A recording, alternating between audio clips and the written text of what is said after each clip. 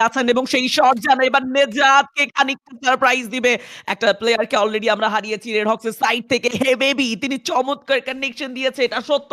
তবে রাহাত, কুটুস অ্যান্ড ব্লেডের এবার পাল্টা আঘাত দেওয়া বাকি ব্লেড ওয়াও! প্রথম কনফার্মেশন বের করবেন দা কিংকে রিকল দেওয়ার ক্ষেত্রে আমরা বরাবরের মতোই বেশ চতুর দেখি এবং খুব দ্রুত রফিমকে রিকলও দিয়েছেন।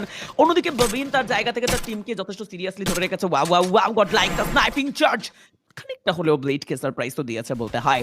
এইচপি লুজ করেছিল, রিকল করছেন সেটি। ব্লেড ডাউন হয়ে যাবেন। ব্লেডের এই মুহূর্তে ডাউন হয়ে যাওয়া অনেক বড় একটা আমার মনে হয় যে লাইক সংকটপূর্ণ মুহূর্ত হিসেবে দাঁড় করিয়ে দিতে পারে। আমাদের কুটুস বিদায় নিয়ে নিয়েছেন সেই জায়গায়। হে baby!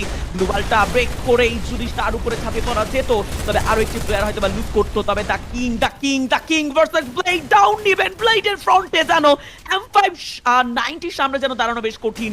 And রাফিম, oh my goodness, buddy. God! Wow!